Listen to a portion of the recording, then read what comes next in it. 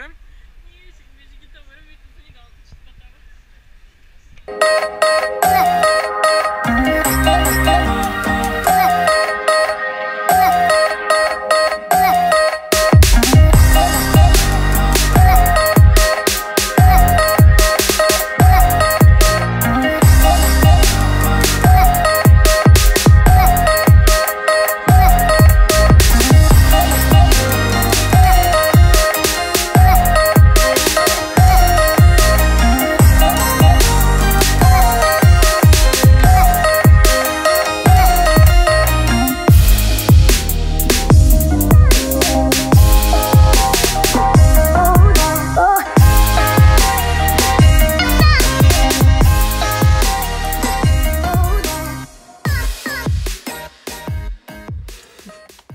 Ahojte, takže práve sme sa vrátili z Budapešte, kde sme boli na krátkom wellness víkende a BMW Slovensko nám požičalo autičko, aby sme ho otestovali, vyskúšali si, aký je to pocit jazdiť BMW X3. Nejaké technické informácie o ňom, je to 3 liter, štvorkolka, čo ešte? Silné auto, no. Vyzerá veľmi dobre. Má to ťah, je v hnedej metalíze, vo vnútri interiér takisto v hnedej koži, ako môžete vidieť. No a mali sme teda možnosť otestovať si ho na trase Bratislava-Budapešť, čo je teda väčšina jazdy po diaľnici, ale spravili sme si cestou tam zastávku aj v dedinke Bokody, že nebolo to stále o tej diaľnici a o cestách, ktoré sú kvalitné, ale boli tam aj zákruty a v podstate cesta, ktorú vôbec nepoznáme, takže bolo treba dávať pozor, ale mali sme z toho obrovský zážitok a asi aj vďaka tejto ceste sme videli, aké je to jazdiť na takomto aute. No a čo sa ti na tomto aute páči? Páči sa mi všetko, hneď by som ho brala. Hlavne je teda asi tak 2-krát väčšie ako moje. A je to úplne iný pocit.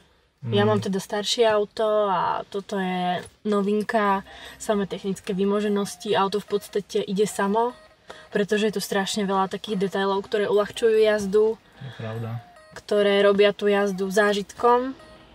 Je tu kopec systémov, systém riadenia rýchlosti, ktorý sa dá super využívať na diaľnici, kedy sa vlastne auto svojou jazdou prispôsobí autu, ktoré ide pred vami. Vpredu máme GPS, takže v podstate ja ako pozerám na cestu, tak na skle vidím šípku, vzdialenosť, kde mám odbáčať, kadiaľ mám ísť, čo je podľa mňa pre vodiča super pomôcka, keďže môžem sa sústrediť na tú cestu a pozerať stále dopredu. Na prvý pohľad je to auto strašne veľké, ale keď som v ňom sedela takých nejakých 5 minútiek, tak už som si zvykla a fakt je to super.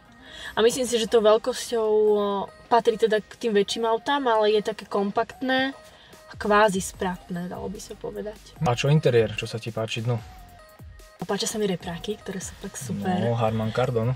Počúvali sme muziku a nemali sme to vlastne ani na polovičke hlasitosti a bolo to niečo neskutočné. Páči sa mi aj stredový gombík, ktorý uľahčuje celkovú manipuláciu s vozidlom, či už s GPS-kom, s hudbou, s čímkoľvek, čo potrebujem. Takisto vlastne palubný počítač mi poskytuje informácie o aute, o tom, či sú nejaké závady, poruchy. Je to fakt super. Nemali sme žiadnu závadu, čo je super. Našťastie sa nám nič nestalo a hlavne akože pre mňa, pre vodiča, ktorý má auto ročník 99, je toto niečo neskutočné, úplne technológie, to auto v podstate ide samo. Všetko sa tu dá nastaviť, má to cúvacie kamery vpredu, vlastne na obidvoch krajoch, tuším aj vzadu. Áno. A kamera dokáže spraviť taký obraz, že vlastne vidím všetko, čo je okolo, môžem sa pozerať z vrchu, zozadu, spredu. Viem si to nastaviť podľa seba. Čo je fakt paráda. Ako mám veľký zážitok z jazdy v tomto aute a keby som mala toľko peňazí, koľko stojí, tak si hneď kúp. A ešte čo by som povedala, je super táto panoramatická strecha, to som ešte nespomenula. Ktorá keď svieti slnečko, tak auto krásne presvetlí a človek vidí celý svet. Takže finálny dojem z auta? Mám na stupnici od 0 do 10? No, napríklad. 11. Takže tak. Dobre, tak si myslím, že bolo to výstižné. No a toto je koniec. Takže od nás dnes toľko. Vidíme sa snáď niekedy na budúce, možno v nejakom inom aute.